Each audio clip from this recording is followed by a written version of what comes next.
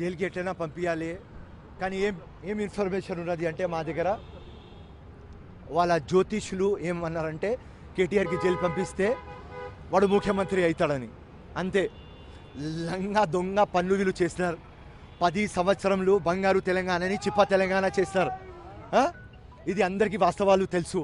So 100% last ఇయరే ఈ government వచ్చే ముందునే నేను చెప్పిన కేటీఆర్ కానీ కేసీఆర్ కానీ కవిత కానీ తిహార్ జైలు కానీ చెర్లపల్లి కానీ చంచల్గూడ పంపిస్తాం. సో ఇవాళ కేసు నమోదు కాబోతుంది ఏసీపీ.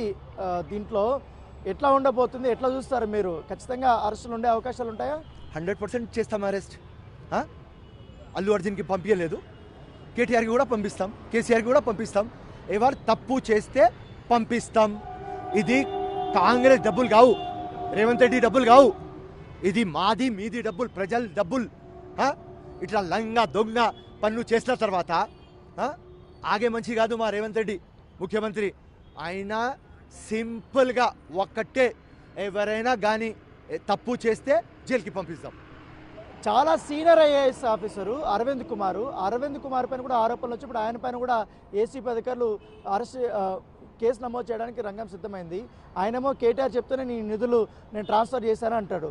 ఎట్లా చూస్తారు మీరు? లింక్ కావాలే కదా మాకు. ఈ డబ్బులు పోయినాయి. అరవింద్ కుమార్ దగ్గర నుంచి లింక్ కేటీఆర్ దాకా, రైట్? కేటీఆర్కి విచారం చేస్తుంటే కేసీఆర్ వస్తాడు బయట. అంతే. లింక్ కావాలే, జైలుకి పంపిస్తాం. నేనే ఆ నిధుల్ని విడుదల చేయమన్నాను. ఈ కార్ రేసింగ్ ఇక్కడ జరిగితే హైదరాబాద్కి చాలా మంచి పేరు వస్తుంది, అది ఎక్కడ వెళ్ళిపోతున్న ఉద్దేశంతోనే నేను ఈ పని చేయమని చెప్తున్నారు. ఇప్పుడు వాళ్ళ అధికారం కూడా కోల్పోయారు. ఈ 55 కోట్ల రూపాయలకు సంబంధించినటువంటి ఈ అంశం మీద తెరపైకి వచ్చినప్పుడు నేను జైలుకైనా వెళ్తానని ఆయన అంటున్నాడు. మంచి పనులు చేయమని మేము చెప్పినాం, దొంగ పనులు అని చెప్పలేదు కదా. నువ్వు దొంగ పనులు చేసిన తర్వాత నీకు జైలుకి పంపించకపోతే ఎట్లా? నీ మీద కేసు రిజిస్టర్ కాకపోతే ఎట్లా? సో ఒకవేళ నువ్వు మంచి చేస్తే మంచి ఉంటుంది, నువ్వు రాంగ్ చేసినావు కాబట్టి ఇదే ఏసీబీ కేసు 100% జైలు. నన్ను కావాలని ఇరికిచ్చి అరెస్ట్ చేయాలని జైలుకి పంపించాలని కాంగ్రెస్ పార్టీ చేస్తున్నారు, ముఖ్యంగా రేవంత్ రెడ్డి గారు చేస్తున్నారని అంటున్నారు బీఆర్ఎస్ నేతలు. రేవంత్ రెడ్డి గారికి ఏం పని పాట లేదు. ఉట్టి కేటీఆర్కి జైలుకి పంపిస్తే ఆయనకు మోజు. మస్తు పని చేస్తున్నాం మేము, అవసరం లేదు. కానీ ఎలక్షన్ ముందునే మేము చెప్పినాం ప్రజల ముందు, వీళ్ళు చేస్తున్నారు తప్పు. బంగారు తెలంగాణ అని చిప్ప తెలంగాణ చేస్తున్నారు. కోట్లు వీళ్ళ ఇంట్లో ఉన్నాయి, లక్షల కోట్లు వీళ్ళ ఇంట్లో ఉన్నాయి. కాళేశ్వరం దగ్గర నుంచి ఈ దాకా, టెండర్ దగ్గర నుంచి ల్యాండ్ దాకా, లిక్కర్ నుంచి ప్రతి ఒక్క కేసు దాకా వీళ్ళు లంగ దొంగ పనులు చేస్తున్నారని ప్రజల ముందు చెప్పినాం. ఏ రోజు ప్రజలు పవర్ ఇస్తే ఆ రోజు న్యాయం చేస్తామన్నాం, చేస్తున్నాం.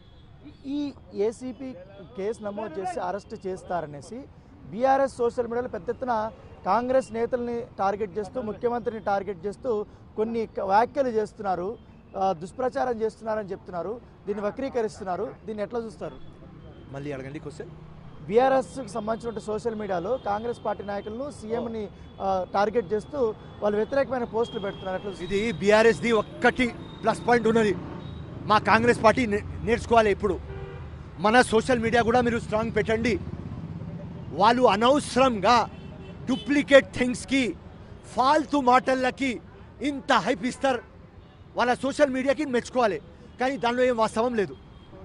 సో ఇది చెప్తున్నారు. ఖచ్చితంగా కూడా ఈ కేసులో ఈ కేటీఆర్ అరెస్ట్ తథ్యం ఉంటుందనేసి కూడా కాంగ్రెస్ నేతలు అని చెప్తున్నారు. తప్పు చేసినటువంటి వారు ఎంత పెద్ద వ్యక్తి అయినా కూడా మేము వదిలిపెట్టే ప్రసక్తి